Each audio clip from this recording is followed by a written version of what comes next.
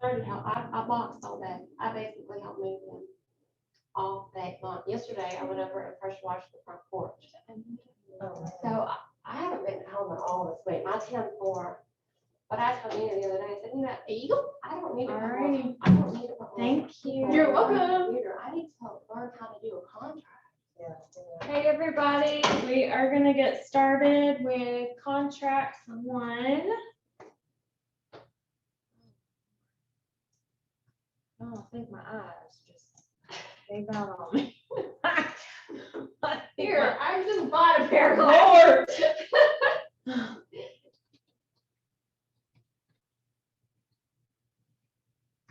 Oh, Lord. This is always Keegan's holdup right here. What's the password? Yeah, Keegan, me Of course. They never get this sucker right. All right, if you are on Zoom today, come on.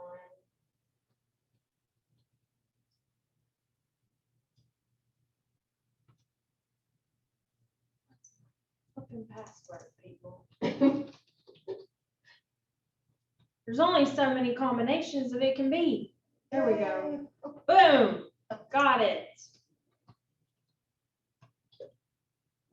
If you are following on Zoom, I would encourage you to open .loop if you want to and go to a new loop and just tag it as like name it contracts class or something. So then that way we can actually go through this together. What have they done with my contract? Somebody been in here, or am I just losing it? I've lost it. That's it. I've lost it. All right. Today we are going to go over contract, finance, sales contract. Let me make sure there's nobody in the waiting area. If you need something while I am going through this, please type it in the chat box. It's just a little bit easier for me to see at that moment versus, let's see. Let's just minimize y'all. All right, so can everybody on Zoom, can y'all hear me pretty well? Okay, perfect. All right, so we are going to start with the finance sales contract. I, again, encourage you guys to follow along, pull up an empty finance sales contract and type in this stuff that I'm showing you on the screen. It'll just help you in the future when you need to go back and reference it.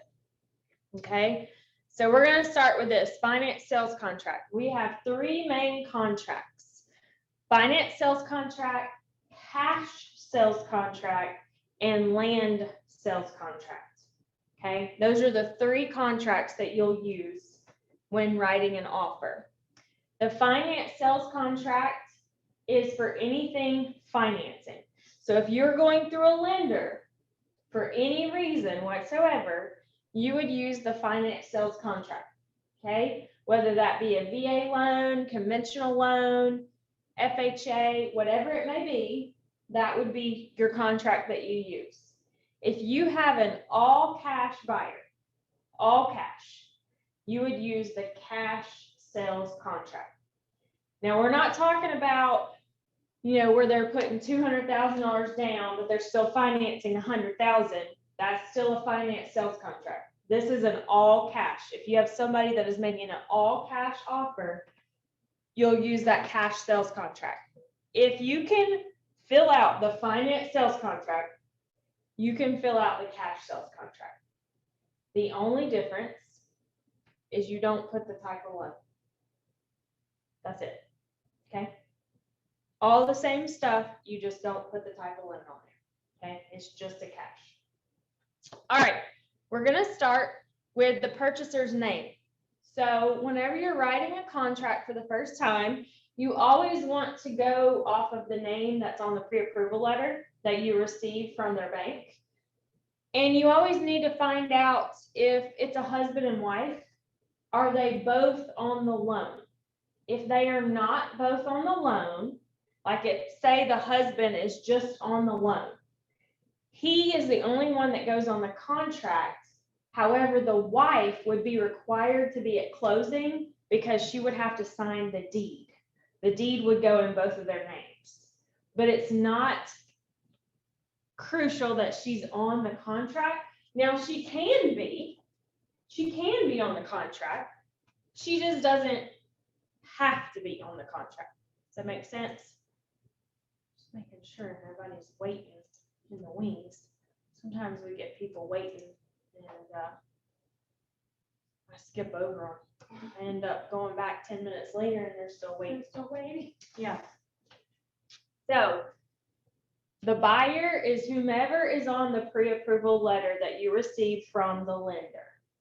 Okay. The seller, how would we be able to find the seller's information? From the listing? From the listing. Yep. Anywhere else? What did you ask? I'm sorry. Where would we find the seller's name? How would we know who the seller is? You can pull it up by the parcel number. Correct, tax records. Exactly. Okay. So those are our two options, is we can find out on the listing or we can look at tax records. It's always good to verify. Okay. Just a side note, if you are the listing agent and you are selling a property for an investor, that is an LLC, okay, and say it's whatever Properties Inc., okay, you need to remind that seller that wherever you close, they would need a copy of their incorporation documents to verify that they are the one that's able to sign. Okay, I have a question. Mm-hmm. I just sold a piece of property. Yep. This just happened last night. The first time we filled out the property, the first time I filled out the contract with him, he had me put it in his name. And then I got home and he called me back and he said, I forgot to tell you, this is in an LLC. So we went back over and we filled it out as an LLC. He calls me yesterday and says, another piece of property that he sold, the lawyer had him sign just his name. Yes. So, Okay. So if it's an LLC, okay, the LLC would go as the seller. You put whatever LLC right there. But when it comes to signing and initialing, it needs to be his name. He's not signing LLC. He's signing his name. So in dot loop, where I assign the signature, I assigned it as Idlewood Right. LLC. When he goes on his end, he has the option on how to sign, and he needs to type in his name. He needs to type in his name. The other option, what you could do to make it a little bit easier so it doesn't pull up that, you could assign him as the seller, add his name as the seller, and then come in here and come on now. And then you come in here and just type in the LLC. You just type the LLC right there. So but- every signature and every initial will be his actual name. Will be his actual name. Yeah, you cannot actually legally sign as an LLC. You have to, there has to be somebody that is responsible for signing for the LLC. Does that make sense? Like you can't just, nobody can sign for me as the key, I can't go and sign everything the Key Team Inc. I have to sign Keegan Mumaw, president, I have to provide my documents showing that I'm president and I have the ability to sign for the incorporation. Okay. So you can put the seller as an LLC right there, but go ahead and add him as the seller, add his real name, whatever his name is, Andy Smith, okay? Add him as the seller and let him sign as the seller. Just make sure that on here, it actually, instead of Andy Smith, it says whatever LLC, or whatever his incorporation is called. Okay? Sorry, hopefully that did not confuse anybody, but we have started seeing that come up a lot lately. Same thing. If you have a buyer that is buying it in an LLC or in a corporation, you put the purchaser, if it's going to be deeded in the, LLC, you put the LLC's name as the purchaser, but they sign their actual name. If you're buying it in an incorporation. So my client is buying it in a corporation, right? My buyer's buying it from the purchaser, who's the LLC. So your purchaser, is he an LLC? No. Okay, well Okay. then his name goes in the Okay. purchaser blank. Okay. If you're selling in an LLC, then the LLC name goes there. Okay. The purchaser is buying it in their LLC. So say this Betty Buys Properties, Inc. is buying property to do a rental, but it's going to be incorporated. It's going to be in her incorporation as the deed. You would put Betty Buys Properties, Inc. as the purchaser, but Betty would sign her real name as the purchaser. Does that make sense? Like you cannot sign a contract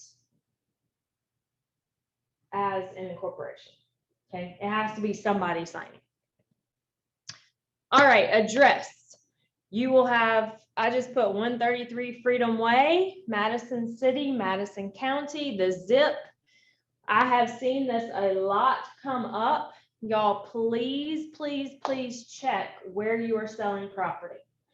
You can have Madison City in Limestone County. You can have Madison City in Madison County, and you can have Madison in Madison and it actually be county instead of city schools. Okay, so 35757 zip code is a county zip code. That is not a Madison City zip code. Okay, but it has a Madison address, but it's not Madison City. I also had one the other day where I saw 35756 Madison address, and somebody had sold it as Madison City Schools, and it was East Limestone. So please, please, please check on where you are. Not all the information is correct in MLS. People do make mistakes. Verify that it is correct. Okay. 35756 could be Madison City, or it could be East Limestone Schools. You need to verify as the agent, and it's actually the purchaser's responsibility in the state of Alabama. We are a buyer beware state. They are responsible for finding out what they are zoned for. Okay. If you are selling in that corridor, which is Old Railroad Bed, that is in Limestone County on the west side, but it's zone Huntsville City Schools, if you are going in there, all the on-site agents are telling you that there is this thing called district choice of Limestone County. That is a real thing. We do have district choice. However, if the school is over 95% capacity, they will not accept a district choice. And the application, once accepted, is $500 per child to go to district choice school. Agents are going in and they're selling these properties and telling their buyers that they can, instead of Huntsville City Schools, they can choose Limestone County Schools. And the thing is, the Limestone County school choice are not accepting them because the closest elementary school to there is Creekside, and it's over 100% capacity. They're not taking any more kids. But if you do get into district choice, it's not free. You have to pay tuition $500 per child to go there. Okay, so if you go to a property that is zoned Huntsville City, but it is in Limestone County, and that on-site agent tells you that they can do a district choice for schools if they don't want Huntsville City, I want a big red flag to pop up in your mind. And I want you to say, okay, hang on. I think I remember something about this. Okay. If you have a question about district choice, you can always call the Limestone County Board of Education. Always, and ask them, okay? Is there a site to go to that tells you where each housing area is districted or no? So, Madison City is great. They have an address lookup for their schools. Limestone County and Madison County do not. They do have a map that if you can look at it and figure out where you're zoned, good luck. The best thing to do is to call the Limestone County or Madison County Board of Education, give them the address, and verify what school district that you are in. Madison City, you type in Google, Madison City, Alabama, school address lookup, and it'll pop up a website. You type in the address and it'll tell you exactly the schools that you're zoned for. It's not quite as easy for everybody else. Madison, Alabama school lookup, is that what you said? Yeah, Madison City, Alabama school lookup. If you just Google it, it'll pop right up. Okay, but if you're in Limestone County or Madison County or even Huntsville City, the best course of action is to call the school board and verify what zone that is in. But the reason I bring up this district choice issue is that I have seen this happen a lot, and it's not just the buyer's agent's fault or anything. The on-site agents are telling these people, come over here. I know we're zoned Huntsville City, but we're going to let you go to Limestone County because you can get in as district choice. And that's just simply, the district choice is just simply very misleading because number one, it's not free. You do have to pay the $500 per child. Athens City has a district choice as well. It's $600 per child. Madison City, you cannot pay tuition to go to Madison City if you live outside of the school district. Okay? But they will only take kids on through district choice if the school is less than 95% capacity. As you know, we have a ton of people moving here.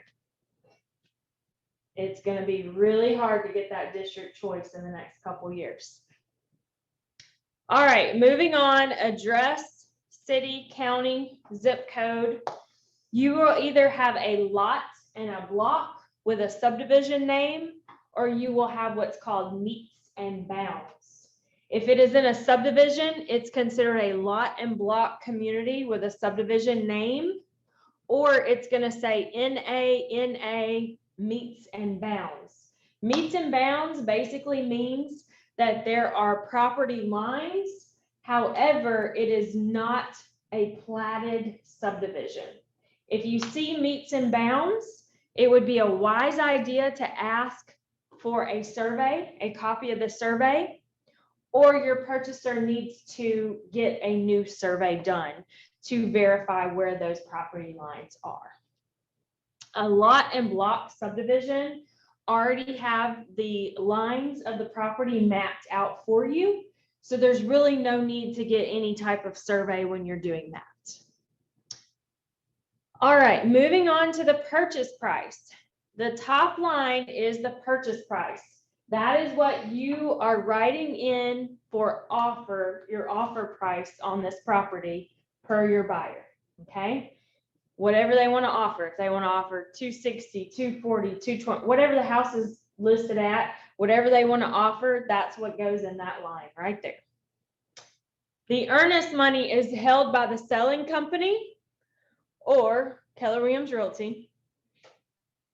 and that's where you put the earnest money. Can anybody tell me what earnest money is? Basically says I'm serious about this. And it, put your money where your mouth is.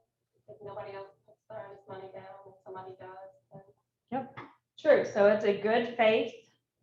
Okay, it's good faith money that is it non-refundable or refundable? depending if there's some. So it's refundable unless it is agreed upon both parties in the additional provisions.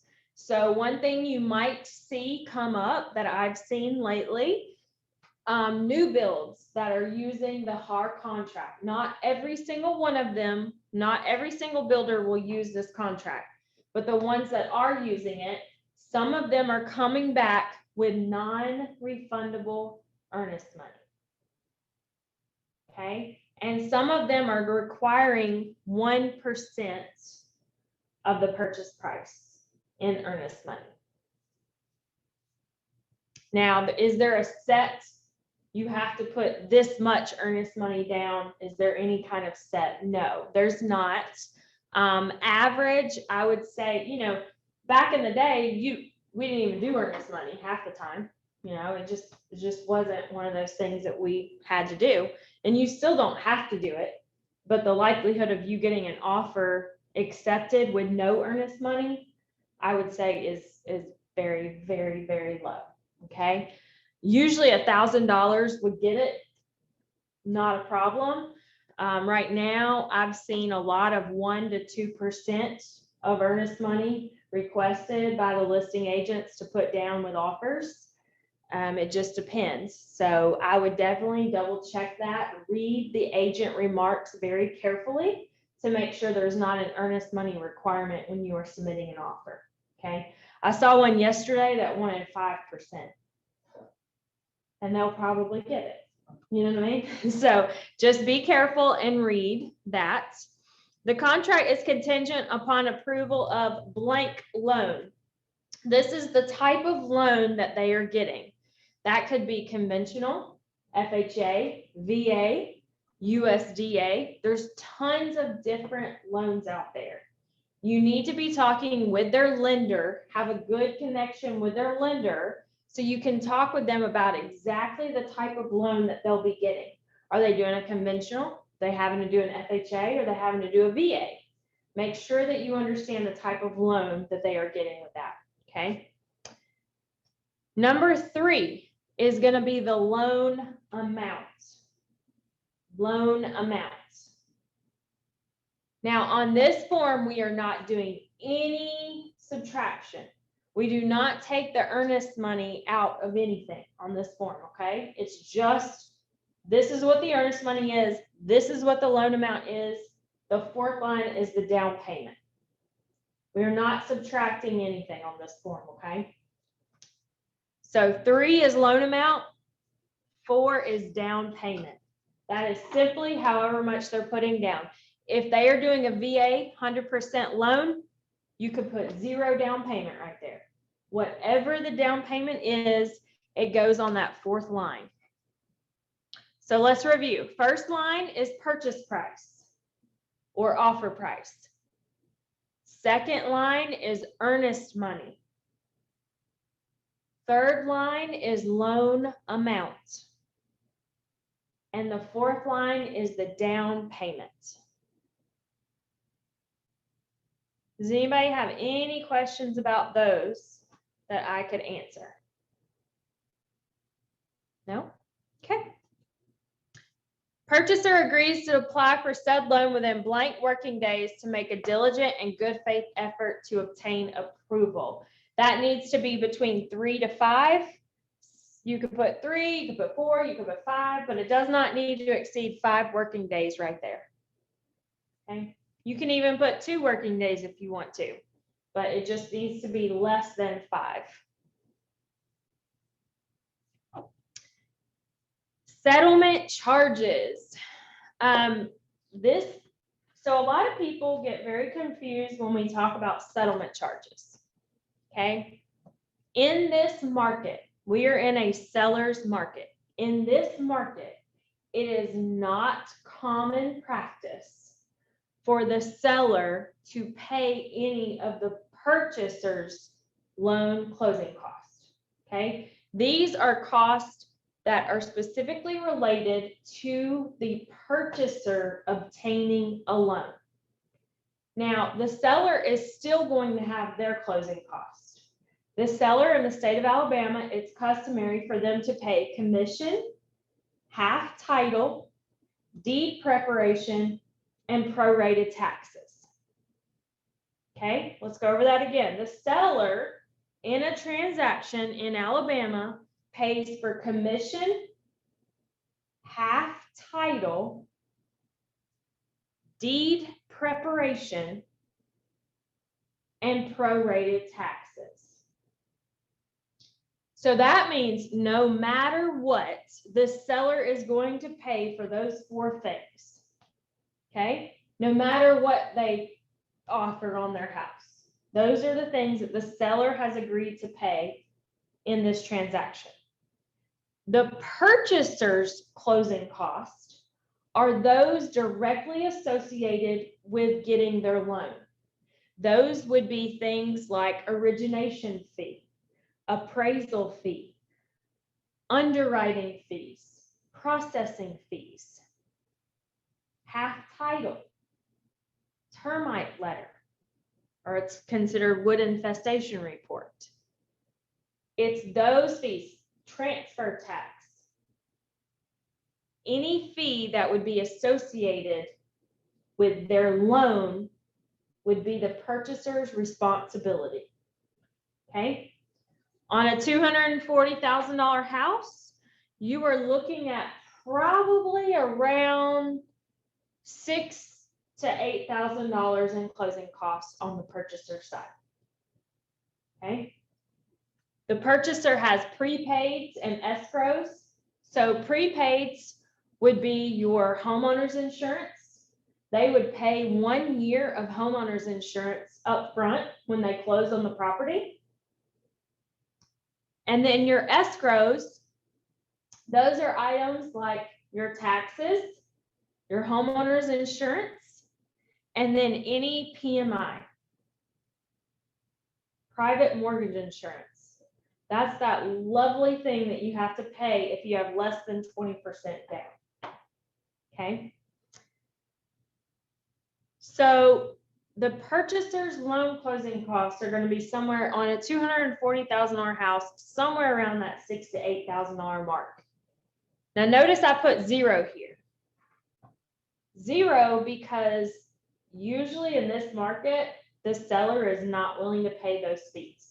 So when you start working with a purchaser, you need to talk to their lender and say, hey, can you run me a net sheet on how much estimated net my purchaser is going to need to bring to closing on a whatever their approval, $250,000 house, $300,000 house. So at least you have an idea of what the closing costs associated with that loan are going to run your purchaser. Okay. All right, we talk about, does anyone have any questions about that? Can you go back? The purchaser's responsible for the origination fee, the appraisal, the processing fee, and I missed one right in there. Underwriting, and there's more fees. If y'all go on to, we have the estimated closing statement preparation documents on .loop, and then it's also on Paragon. They usually have an estimated closing statements class that they go over all of the fees that are associated. But if you just will ask your lenders to send you a net sheet of their fees, just tell them, I need a fee sheet. I need to know what fees are going to be associated with my purchaser's loan.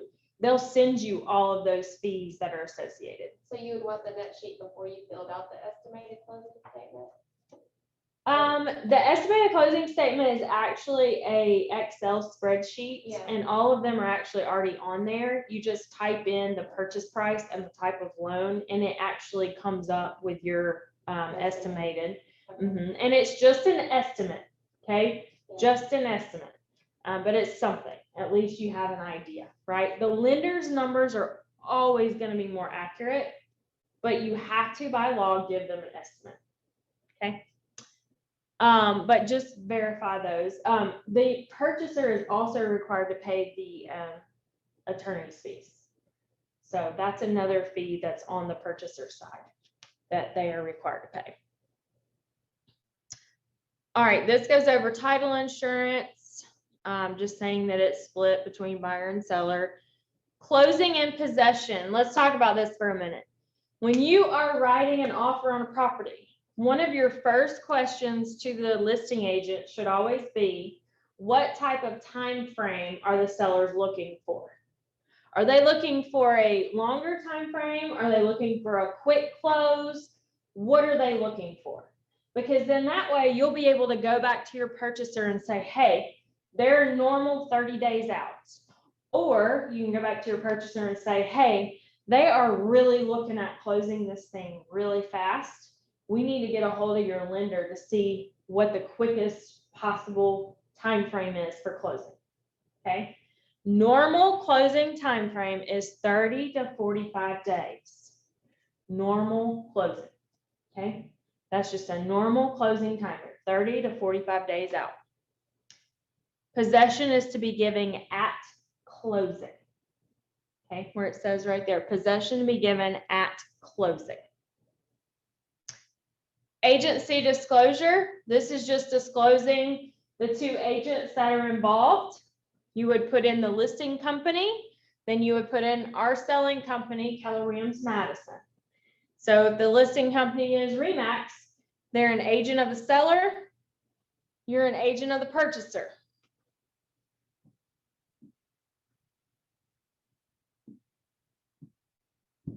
Oh, I love how this board works. Here. Unclick, agent of purchaser, okay? Agent of seller, right here. Okay? If it's Keller Williams on both sides, you would choose that we're an agent of the seller and purchaser acting as a limited consensual dual agent. Okay. All right, paragraph 4 is condition of property. That's just saying that the seller agrees to deliver all the appliances that are built in, heating, cooling, electrical, gas, plumbing, and septic systems in normal operating condition. Okay. B, this is lead-based paint.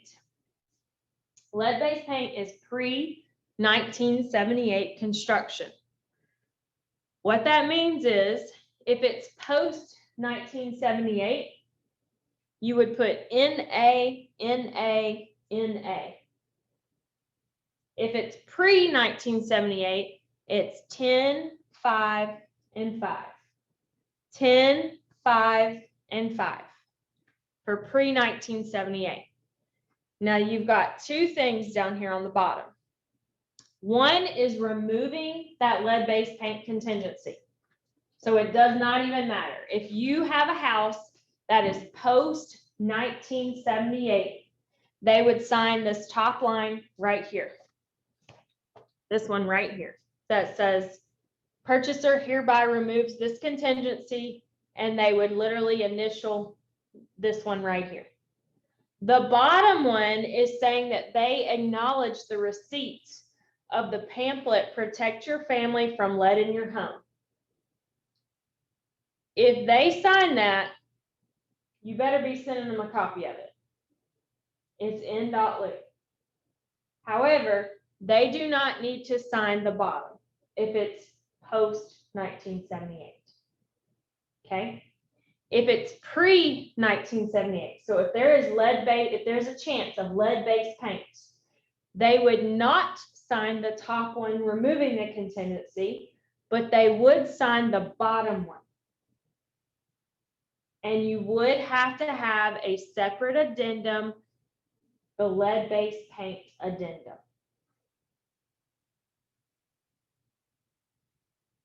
So this is not a, they signed both of these. This is a, they sign the top if it's post 1978, or they sign the bottom if it's pre-1978.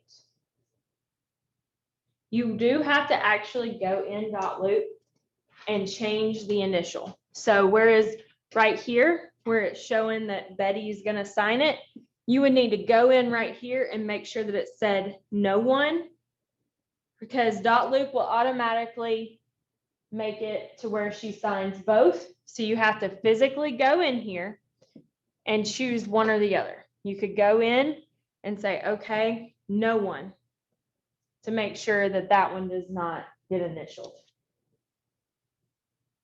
Does that make sense? So top is post 1978, bottom is pre 1978. You do not sign both.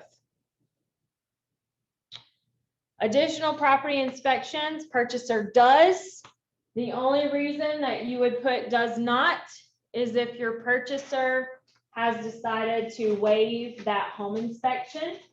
And if they do that, then we want you to have a separate addendum that says that you have advised the purchaser to have a home inspection and they have declined. Okay, if they do not want a home inspection, we want you to have an addendum that says that you, as the agent, have given them the opportunity to have a home inspection and they have declined. Okay, otherwise you always put does. Now, since we are in a seller's market and there's a bunch of crazy stuff going on, I am seeing a lot of people waiving the inspection addendum. So if you waive the inspection addendum, does that mean that you're not required to have a home inspection? Anybody? Are you talking about the final inspection? Nope, the inspection addendum. Well, doesn't it depend on your financing? Well, so that's appraisal. So inspection addendum are those that check for things that could be considered health and safety. Okay. So paragraph 4A, if you remember, we talked about everything has to be in working condition as far as heating, cooling, plumbing, electrical. Okay. That would be in paragraph 4A. Paragraph 4B is lead-based paint disclosure. Okay. You can have purchaser does require a property inspection to check for items in paragraph 4A and 4B and waive the inspection addendum. The inspection addendum is going to cover major defects and or health and safety issues. So they can still have a property inspection and check for those items in 4A and waive the inspection addendum.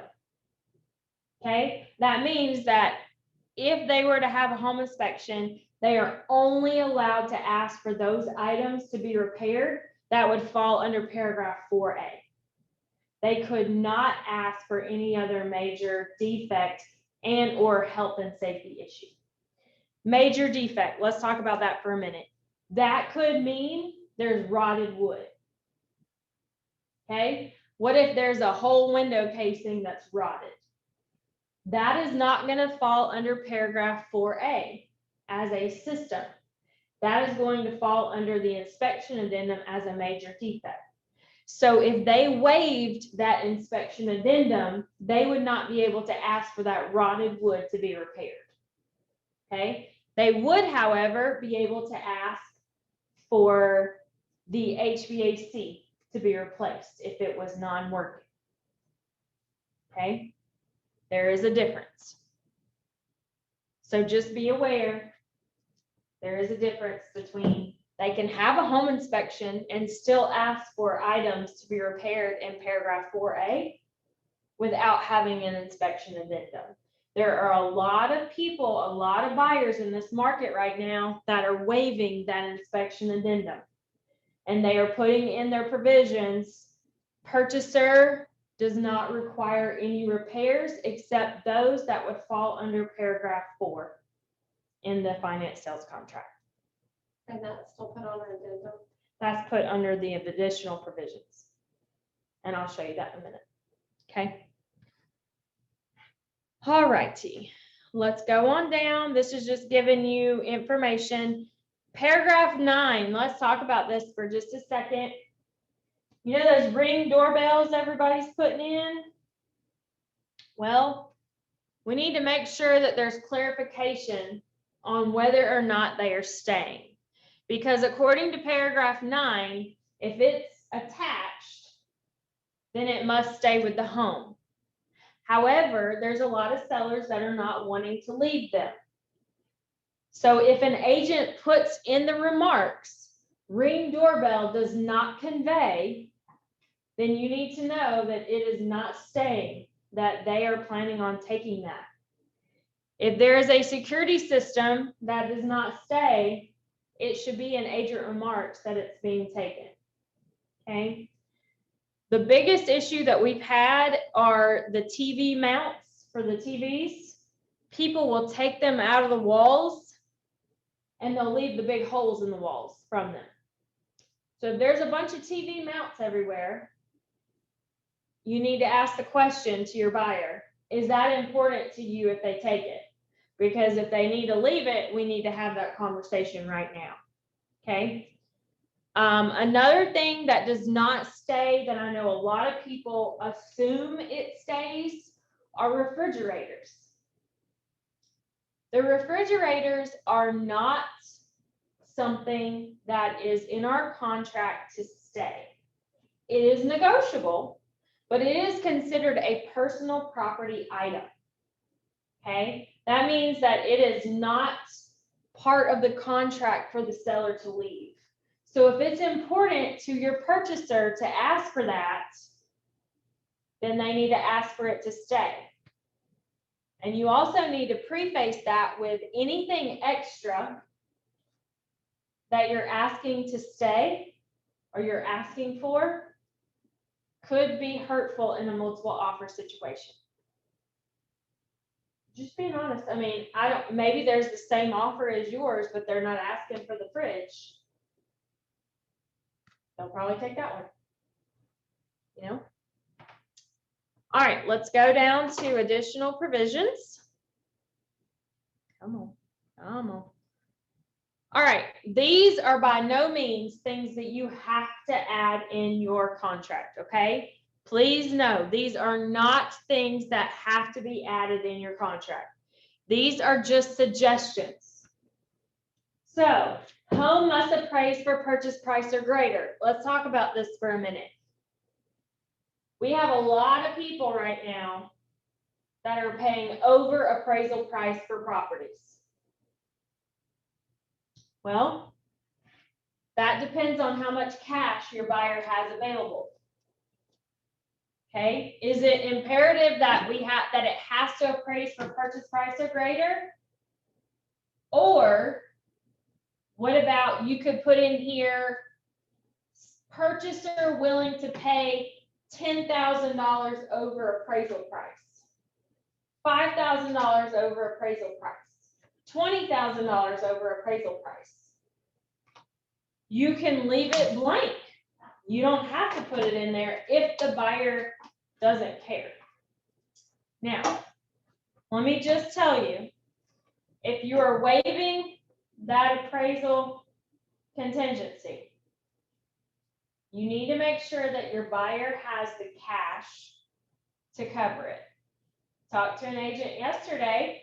She said her and the other realtor ran comps on this buyer that was buying her listing. She removed that appraisal contingency. They felt like she would have to bring about 10 to 15,000. She was prepared for that.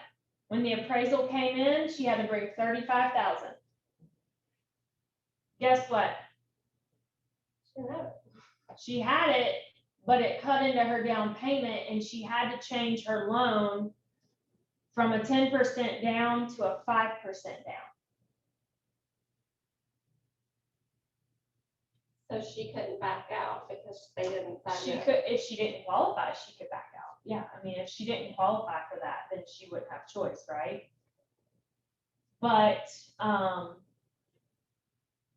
be careful, okay? They literally had to change her loan amount. And thank goodness she did still qualify. You know, she still qualified for the 5% down. But just be careful if you're doing that. You could run into trouble. So, although I've had one where we guaranteed $20,000. My buyer would pay $20,000 over appraisal price. We didn't get it. We lost it. We lost it. So, I know they're gonna kick us out soon. So the additional provisions is where you would put, if your owner's willing, or if your buyer's willing to pay 30,000 over. If it comes back, say, if it comes back under, never mind, I don't know what I'm trying to say. No, this is, I'm gonna put it in simple terms, okay? Say that your buyer is under contract for 240. Okay, and the appraisal comes in and you put on there.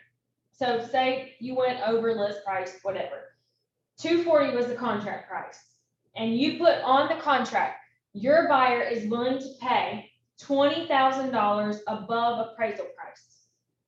Okay, that means that that appraisal has to come in at 220. Or your buyer can renegotiate. If that appraisal comes in at 215, you are only willing to go 20,000 over that appraisal price on that property. So you're only willing to go 235. Does that make sense? So you're under contract for 240. That appraisal must come in at 220 if you're guaranteeing 20 over. Does that make sense? Yeah. Now, a lot of people don't realize this. If it doesn't appraise, guess what the bank's not gonna do? They're not going to give you more than what that appraisal price is. Okay, so that is true cash that your purchaser has to come up with if they waive that appraisal. Okay, that is cash out of their pocket that they must come up with. All right, you can put on there a home warranty, but I'm just gonna be real honest with you right now. If you put a home warranty, you're gonna lose the sale. Now, your purchaser can go purchase a home warranty themselves, and you can add it to the settlement statement and they can pay for it. But right now, if you're putting a home warranty on there, you're not gonna get it. Just telling you. The refrigerator to remain at no additional value. Make sure it says if you're asking for a refrigerator, washer, or dryer, make sure that it says to remain at no additional value. You can put closing to be held with capital title, da da da. I would cut that out in a heartbeat because it's not going to do you any good. Okay. If you're paying for the closing costs, if your purchaser is paying the closing costs, they can pretty much close wherever they want to close unless the seller has specified a certain title company. Okay.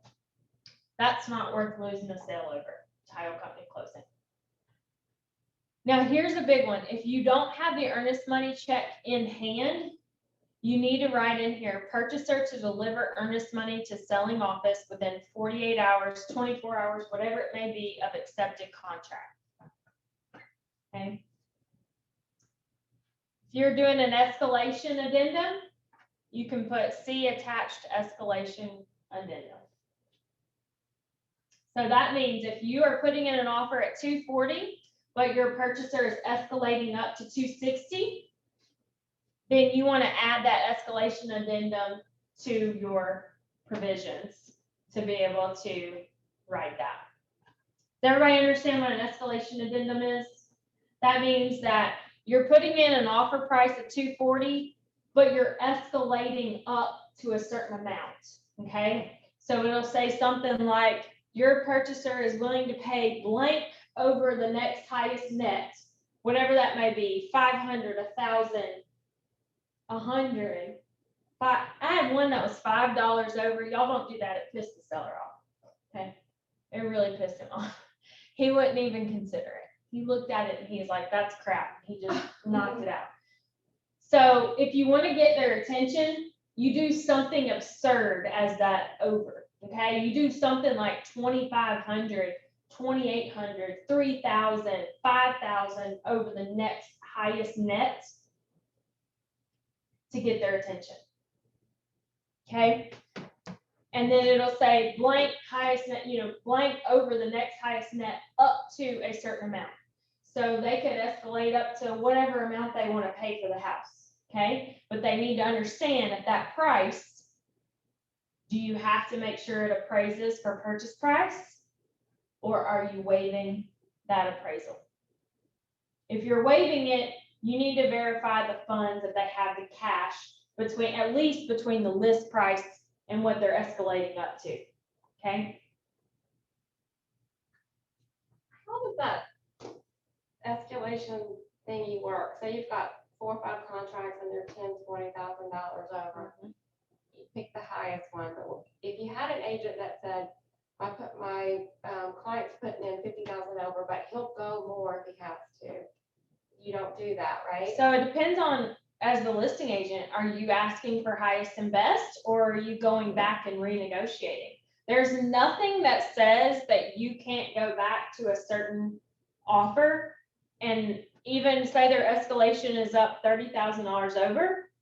You can go back to them and say, hey, if they'll go 40,000 over, you've got a deal. Because what's happening is you're having a lot of offers that are going to escalate up to about the same price. So then it's not only price that you're looking at, it's, are they waiving the appraisal? Are they waiving an inspection? Are they asking for repairs? Are they asking for anything extra, refrigerator? What are they asking for? And you're finding out, what are they doing? Are they doing a conventional loan, or are they doing an FHA or VA? Because if you do an FHA or VA, you cannot waive that appraisal. Okay, you cannot. You have to have that appraisal. Okay. Now they can pay the difference, but let's be honest, if they're doing FHA, they definitely don't have the cash to do it. And that's only 3.5% down. They're not going to have the cash to pay the difference. VA is hit or miss. Some of them have a lot of cash. They're just wanting to do a VA loan. Other hand, some of them are not. Okay. Any questions about that? Any questions about the additional provisions? Everybody on Zoom good? All right, the last thing that I want you to fill out anytime you're writing a contract is this very last page. You put the listing salesperson, their email, their phone. On MLS, if you click on their name, it'll give you all of their information, okay? We're almost done. They'll give you your information, okay? So you can type in their information, type in your information fully, okay? Put your MLS ID, your Alabama license number, your selling brokerage, the address. Our MLS ID is 111900. 111900. Our Alabama license number is 91025. 91025. Okay? Make sure you fill that out completely. Does anybody have any questions before we wrap up contracts 1 today? Mr. Mike Sandoval is going to kick me out. You said our MLS ID is what? So our office MLS ID is 111900.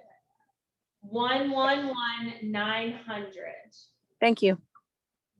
And our Alabama license number is 91025. 91025. Is all that for the other agent going to be on the MLS? The other agent's information will be on the MLS, so you won't have to worry about that at all. Okay. I gotta stop recording. If anybody has